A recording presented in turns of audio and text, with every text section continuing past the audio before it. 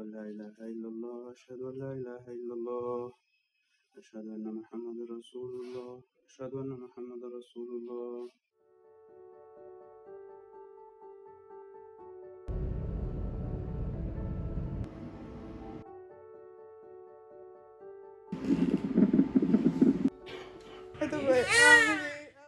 مفاجأة. بيبي جنات، بيبي جميل، بيبي عزول. ازيكم يا جماعة؟ بيبي عاملين ايه؟ عزول، بيبي جميل. باي جوجو. السلام عليكم. النهارده جايه لكم بفيديو ولاده بنتي جنات بالجيم مش جنات بالجيم، علشان افضل بس ما يزعلش مننا.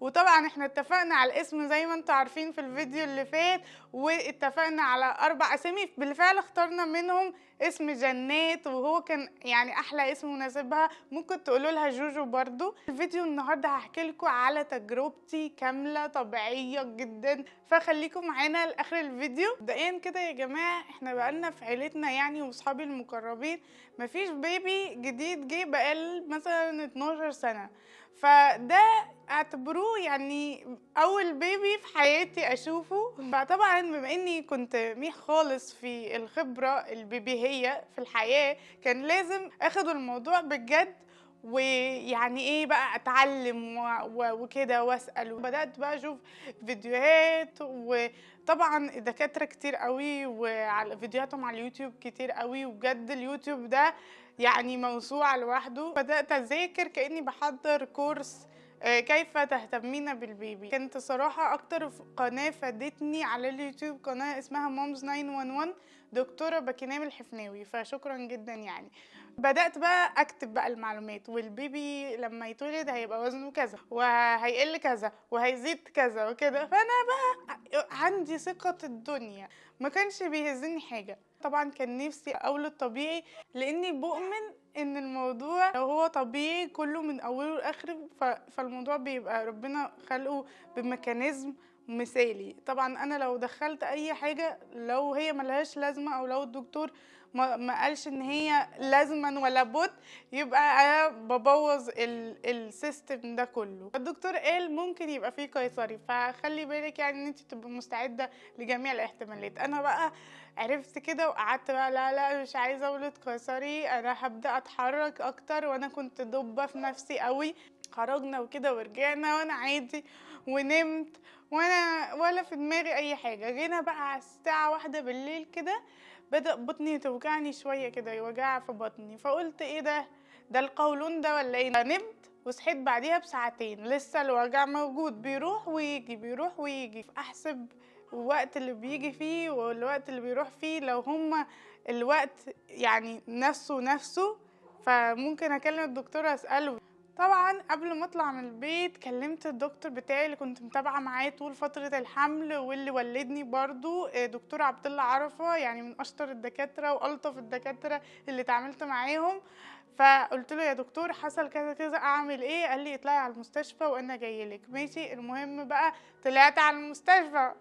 انا كل ده مش في دماغي يا جماعه، والله كنت اخر روقان. طب استنى للصبح واقول افضل ما هو نايم دلوقتي وكلهم نايمين الساعه 3 الفجر، اعمل ايه؟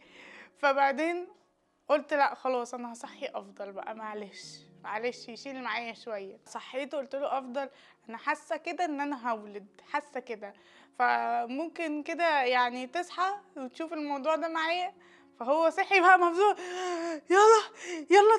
يلا نحضر كل حاجه، الشنطه وبتاع. وانا بقى هادي اللي هو استنى لسه بدري، ده لسه 20 دقيقه، وبعدين انا مش موجوعه قوي يا اخي، انت مستعجل كده ليه؟ ويروح يصحي حماتي.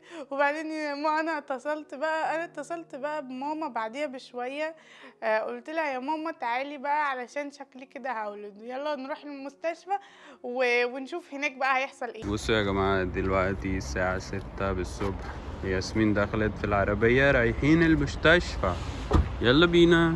انا مكسوفه من نفسي، اللي هو يا رب يعني يا رب اكون بولد فعلا عشان ما اكونش صحتهم على الفاضي. فبدات استعجل نفسي بقى وكده، وركبنا العربيه. طبعا انتوا شايفين ماما جايبه الشبشب ماما يعني سابت الشنطة بتاعت البيبي والحاجات وجابت الشبشب بتاعي، كتر خيرها.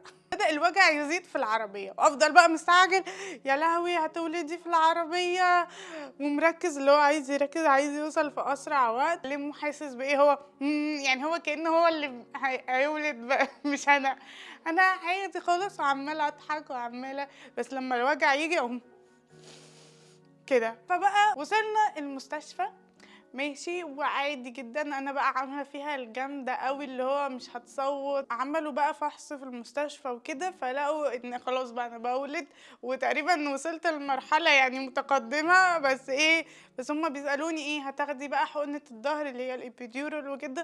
قلت لهم لا لا لا، ابيديورال ايه، انا هقدر استحمل، انا كول جدا، انا هقدر استحمل. وعماله بقى لما الوجع يجي لي اقوم كده ماشي، اقول لهم يا جماعه انا هتنفس ماشي. ماما تقول لي تنفسي تنفسي، انا اقول لها يا ماما ننفس اهو. الموضوع لغايه هنا لطيف جدا. انا كنت ايه الوجع بيجيلي بس يعني الم لسه اقدر استحمله.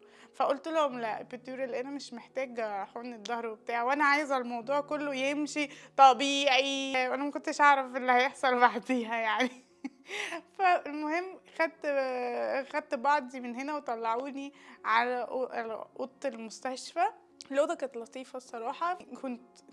يعني كنت بحاول على قد ما اقدر ان انا ابقى قوية وما اصوتش وما اعملش دوشة، مع ان احنا كنا لوحدنا في المستشفى، يعني الساعة 5 الفجر ساعتها واحنا لوحدنا في المستشفى. فالممرضات بقى جايين يقولوا لي ايه ده انت ما خدتيش حقنة الظهر، ده انت بقى قوية بقى. قلت لهم ايوه، امال ايه، انا بقى مش عارفة اللي جاي، انا فاكرة ان ده اخر الوجع. فالدكتور دخل قال لي لسه كده فاضل ساعتين. قلت له ايه ساعتين؟ اليوم ده بقى انا كنت موسوسه، اللي هو كل حاجه اسال هو ده طبيعي، يقولوا لي طبيعي، هو ده طبيعي يا دكتور.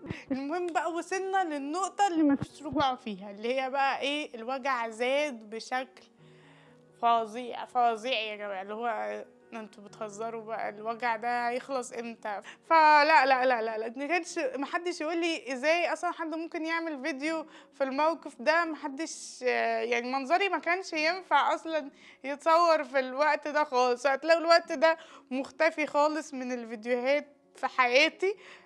محدش عايز يفتكر الوقت ده، فاحسن ان احنا ما صورناش حاجه. جه الوقت وخلاص، فدخلوني اوضه العمليات. طبعا الموقف بتاع اوضه العمليات ده انا كنت فيه بقى مغيبه بالكامل، ما كنتش واخده ولا تخدير ولا حاجه، ده كان يعني زي تخدير رباني كده. كان المفروض افضل هيدخل في اوضه العمليات ونعمل بقى زي البلوجرز والانفلونسر، ويصور لما البنت تطلع بقى ويصور العياط وبتاع. المهم مفيش حاجه من دي حصلت، لان هم قالوا ممنوع اصلا. وانا الصراحه لما ما لقيتش افضل دخل، ما حتى ما قلت لهمش دخلوه. وده موقف الواحد اصلا ما يتشافش فيه. مش حاسه بنفسي ومش فاكره حاجه خالص خالص خالص، لغايه لما سمعت. يعني اول حاجه انا فاكراها من بعد ما الوجع يتشد وكل ده حصل، اول حاجه فاكراها ان البيبي عيطت. عارفين الاحساس ده؟ الموقف ده كان احلى واكتر موقف، يعني اللي هو بجد قلبي كل ما افتكره بيرفرف كده. بس هو كان فيه حاجات غريبة برضو، لان لو حد اول مرة يشوف بيبي لسه مولود يعني ما تتخضوش يا جماعه، هم مش شكلهم مش هيفضل كده يعني. هي كانت منفوخه قوي كده. محدش قال لي ان البيبيات بيتولدوا منفوخين كده. كنت متحمسه بقى اشوف قوي شعرها ولون عيونها. ما تسالونيش ليه، اكتر حاجتين لقيت راسها عامله كده زي الاناناسه. فاتخضيت، يا دكتور يا دكتور ده طبيعي؟ يقول لي اه طبيعي ما تخافيش هتخف لوحدها. واقول له طب دي صغيره قوي، ده طبيعي؟ قال لي اه طبيعي ما تخافيش هتتخن لوحدها بعدين. وبالذات الراس دي محدش يتخض، انا كنت مخضوضه جدا. راسها كانت طالعه زي الاناناسه كده، وكنت خايفه اللي هو ايه اللي حصل. الدكتور طمنا ان دي حاجه طبيعيه بتحصل في الولاده الطبيعيه، وان هي هترجع شكلها طبيعي ومدور عادي زي الاطفال يعني. مع كل الفيديوهات اللي انا شفتها والحاجات اللي قعدت اتعلمها واشوفها، في الاخر مش فاكره حاجه خالص. اول ما ادوني البيبي كده بقول لهم ايوه يعني اعمل ايه؟ اعرف اعمل ايه يعني؟ الوضعيه ايه المناسبه؟ وطبعا يعني هتشوفوا الأوضة ما تتوقعوش أي ديكورات ولا بلالين ولا حاجة، علشان احنا الموضوع حصل بسرعة جدا مفاجأة جدا، ملحقناش نعمل حاجة. وكنت متوقعة برضو ان انا هعمل فوتو سيشن والبيبي وبتاع وفي الاخر ما عملناش ولا حاجة من دي برضو، لان الموضوع كان مجهد قوي. فالواحد خلاص ولا انا فيا دماغ طبعا، ولا افضل في دماغ، ولا حد في دماغ ان هو هيروح يجيب زينة. فقلنا خلاص احنا كده كويس، انا عايزة اروح بقى، روحوني بقى انا مش قادرة. يعني كل ده وما قررناش الاسم. فافضل بقى قرر يعمل لها الاذان في ودانها، وفي ودانها اليمين، والاقامه في ودانها التانية. فدي من اللحظات اللي كانت حلوه قوي بجد، يعني دي كانت لحظه بجد قلب كده. الله أكبر الله أكبر، لا إله إلا الله. قعدنا بقى نفكر هنسمي ايه. طبعا الفيديو اللي فات انتوا كلكم شفتوه، لو ما شفتوهوش شوفوه عشان تعرفوا. احنا في الاخر اخترنا 4 اسامي. قعدنا بقى نقول، فكرنا كل الناس يقولوا لنا عالية، ولا تعليقات كتير كانوا بيقولوا لنا جنات، وتعليقات كتير كانوا بيقولوا لنا خديجة، وتعليقات كتير كانوا بيقولوا لنا عالية، واحنا بقى اتلخبطنا اكتر ما كنا متلخبطين. فقلت الافضل استنى كده، انا هشوفها هي شكلها جنات.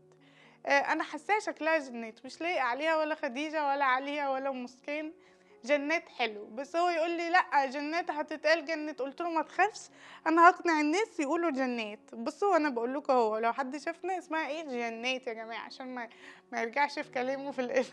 وراح يسجلها وكده، وانا بقى عايزه اروح مش قادره، اللي هو فاكره ان انا لما اروح بقى هنام وارتاح وكده. بس ده موال تاني هحكي لكم في فيديو تاني عن بقى تجربه ما بعد ان احنا روحنا البيت، وتجربتي مع بيبي اول يوم. ده بقى كان موضوع تاني، هعمل لكم بقى الفيديو كده اعتقد طول قوي، فهعمل لكم جزء تاني هحكي لكم فيه اول يوم بعد الولادة ده. ويعني تجربتي عامة مع البيبي اول فترة دي كانت برضو فترة كده يعني تحديات، عارفين اللي هو بيطلع ليفل ليفل ليفل ليفل وكله بسرعة، يعني مش بتاخد وقت كده ما بين ليفل وليفل. لا، هو لقد وصلت الى المستوى الثاني، يلا عليك الان الاهتمام بطفل رضيع. طبعا في ناس كتير ممكن كانوا يكونوا متوقعين بقى فيديو كده منمق وسينمائي وديكور ولقطات سينمائية كده واحنا بنمسك البيبي وكده. بس انتوا عارفيننا يا جماعة، احنا عشوائيين وتلقائيين كده، ودايما يعني الحاجات بتحصل لنا بسرعة كده وما بنلحقش نعمل حاجة وما نبقاش مرتبين حاجة. فيعني شكرا ان انتوا مستحمليننا وبتحبونا على تلقائيتنا دي. وطبعا شكرا كبير قوي قوي لافضل اللي في القلب من جوه. ماشي، هو كان متوتر اكتر مني وانا اللي كنت بهديه يعني. فشكرا ليه بجد. ماشي يا افضل اهو، بشكرك اهو. ماشي خلاص، زعلان. فان شاء الله يعني اشوفكم على خير في الفيديو اللي جاي، ومع شكرا السلامه. جدا، مع السلامة يا جماعة.